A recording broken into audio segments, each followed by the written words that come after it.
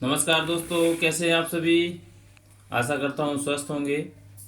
आज हम पुनः अपने विषय पर चर्चा करेंगे इस वीडियो के माध्यम से। तो हमारा जो विषय था वो है मध्य प्रदेश भू राजस्व संहिता, यानी कि MPLRC। जो मध्य प्रदेश में भूमियाँ हैं उनके संबंध में जो विधियाँ लागू की गई हैं उसको मध्य प्रदेश भू राजस्व संहिता के अंतर्गत ही लेख किया गया है। तो हम बात करते हैं मध्य प्रदेश में जो विधियां बनाई गई हैं उन विधियों की एक परिभाषा होती है। कोई भी विधि हो, कोई भी कानून हो या कोई भी सब्जेक्ट हो, किसी भी विधि के बारे में लिखा गया हो तो उसको संक्षिप्त में उसकी परिभाषा के रूप में लेख किया जाता है।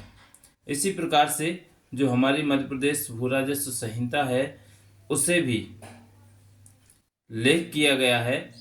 संपूर्ण नियम लेख किए गए हैं और वो जिस विधि के अंतर्गत लेख किए गए हैं उस विधि में उनकी परिभाषाएं क्रम से दी गई हैं। तो हम अपने इस वीडियो के माध्यम से आपको जो मध्य प्रदेश भू राजस्व संहिता में परिभाषाएं लेख की गई हैं उनको यहाँ पर संक्षिप्त रूप में समझेंगे कि ये परिभाषाएं किस किस धारा के अंतर्गत बनाई गई हैं। तो चलिए स्टार्ट करते हैं। और मेरा आपसे आग्रह है कि अगर आप हमारे वीडियो पर नए हैं तो प्लीज़ सब्सक्राइब करिए, लाइक करिए और कमेंट्स करिए। आपको आपके प्रश्नों के हल हम अवश्य देंगे।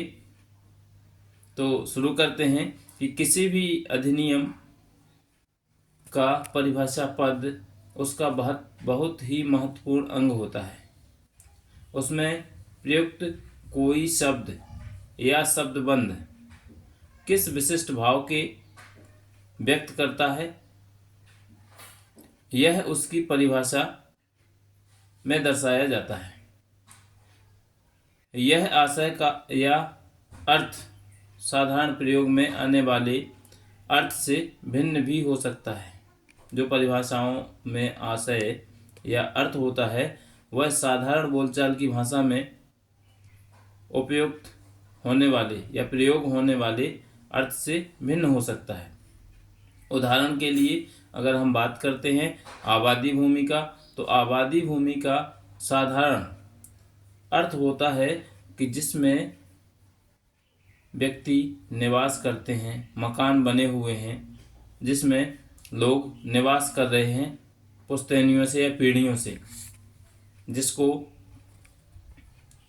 मध्य प्रदेश भू राजस्व संहिता में आबादी तो माना गया है, लेकिन उसे भी दो रूपों में माना गया है।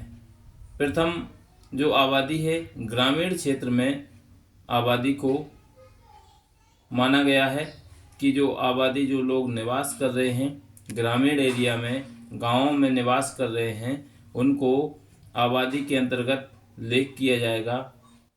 लेकिन वही व्यक्ति अगर शहर में निवास करते हैं, बड़े बड़े शहरों में निवास करते हैं, तो उस भूमि को आबादी भूमि के अंतर्गत नहीं माना गया है, उसे नजूल भूमि के अंतर्गत माना गया है। इसमें भोपाल है, ग्वालियर है, इंदौर है, जैसे बड़े बड़े शहर आते हैं जिसे आबादी में लेख नहीं किया गया, उन्हें नजूल भूमि के अंतर्गत माना गया है। इस प्रकार यह परिभाषा पद संहिता का आशय समझने की कुंजी है जिसे सदा ध्यान में रखना आवश्यक है। कोई भी संहिता हो उसकी परिभाषा उसकी महत्वपूर्ण कुंजी होती है, यानी कि चाबी होती है। किसी जो संहिता होती है या कोई विधान होता है उसमें जो शब्द लेख किए जाते हैं वह उसकी परिभाषा के अंतर्गत ही आएंगे। उनका अर्थ परिभाषा ही स्पष्ट करेगी। उस शब्द या शब्द खंड के अर्थ को हम बाहर से या दूसरी विधियों के माध्यम से प्राप्त नहीं कर सकते। जो हमारी परिभाषाएं दी गई होती हैं उन्हीं के अनुसार हम अर्थ प्राप्त करेंगे, जिसे सदा ध्यान में रखना आवश्यक है। और निर्वचन का सिद्धांत यह है कि किसी अधिनियम में प्रयुक्त शब्द या शब्दबंध का अर्थ करते समय उसी अधिनियम में दी गई परिभाषा का अनुसरण करना चाहिए। अन्य अधिनियम में दी गई परिभाषा उस अधिनियम में दी गई परिभाषा का आश्रय नहीं ले सकती। इस प्रकार से हमने समझा। अब हम बात करते हैं कि जो संहिता है इसमें हमारी परिभाषाएं कौन कौन सी दी गई हैं और वह उन्हें किस प्रकार से सूचीबद्ध किया गया है।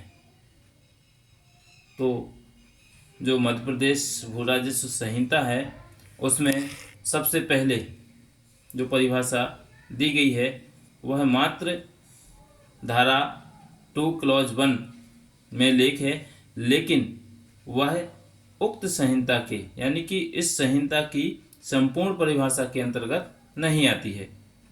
इसमें अलग अलग परिभाषाएं अलग अलग धाराओं के अंतर्गत लेख की गई हैं, जिनके बारे में हम संक्षिप्त में जानेंगे और विस्तार में आगे अपने विषय के बारे में समझेंगे। तो सबसे पहले जो धारा है वो 2 क्लॉज 1 में ही संपूर्ण संहिता की परिभाषा नहीं दी गई है। तो इसमें जो धारा 58 है उसमें परिभाषा भू राजस्व की दी गई है और धारा 61 में भू सर्वेक्षण यानी कि भू राजस्व का अर्थ है जो कर होता है, जो किसान टैक्स के रूप में जमा करता है, उसको धारा 58 के तहत बताया गया है। और धारा 61 के तहत बताया गया है भू सर्वेक्षण। सर्वेक्षण का मतलब जो खसरा होते हैं उनको धारा 61 के तहत बताया गया है। और धारा 140 में भू राजस्व शोध की तारीख यानी कि कब से कब तक जो भू राजस्व लगना है वो कितने तारीख से कितने तारीख के बीच में होगा, इसके बारे में लेख की गई है। धारा 141 में बकाया और बकायादार के संबंध में है। धारा 158 तथा 181 का में भूमि स्वामी के संबंध में परिभाषित किया गया है। धारा 168 जो धारा 168 है उसमें पट्टादार के रूप में जो शासकीय पट्टा होगा उसके संबंध में परिभाषा दी गई है। धारा 181 में सरकारी पट्टेदार और धारा 185 में महरूसी कृषक तथा धारा 205 में चकबंदी और चकबंदी अधिकारी शब्दों और शब्दबंधों के संबंध में परिभाषाएं दी गई हैं। तो इस प्रकार से हमारी जो संहिता है वह एक परिभाषा में निर्धारित नहीं की गई है, उसके लिए अलग अलग परिभाषाएं अलग अलग धाराओं में दी गई हैं, जिसको हम विस्तार से आगे समझेंगे और उसके बारे में विस्तार से हम जानकारी लेंगे। तो इस प्रकार से जो हमारी मध्य प्रदेश भू राजस्व संहिता है उसमें विभिन्न परिभाषाएं हैं जो अलग अलग धाराओं के अंतर्गत हैं। ठीक है, अब इसके बाद हम बात करते हैं कि इन्हीं परिभाषाओं के अंतर्गत जो हमारी मध्य प्रदेश भू राजस्व संहिता है उसको लेखबद्ध किया गया है, जिसको हम आसानी से सरल भाषा में समझ सकते हैं। जैसे कि बात करें टैक्स के रूप में, भू राजस्व के रूप में, भूमि स्वामी के रूप में, पट्टेदार के रूप में, है ना, और जो महरूसी कृषक हैं, इन सभी को अलग अलग परिभाषाओं में लेख किया गया है ताकि स्पष्ट व्यक्ति को समझ आए कि हम किस प्रकार से अपने कानून का अपनी भूमियों के संबंध में उपयोग कर सकते हैं। तो बहुत बहुत धन्यवाद, आपने हमारे वीडियो को देखा, सुना। अगर आप नए हैं तो हमारे चैनल को सब्सक्राइब करिए, वीडियो को लाइक करिए, कमेंट्स करिए और शेयर करिए, ताकि हमें आपसे ढेर सारा प्यार मिलता रहे और हमारे परिवार के साथ आप जुड़े रहें। यदि आपको अपनी भूमि के संबंध में किसी भी प्रकार की कोई समस्या आ रही है तो आप मुझे कमेंट्स में पूछ सकते हैं। मैं आपको लीगल जानकारी आसानी से बताऊंगा। तो आप हमारे साथ बने रहिए। धन्यवाद, शुक्रिया। चैनल को सब्सक्राइब करिए, लाइक करिए, कमेंट्स करिए और शेयर करिए। धन्यवाद।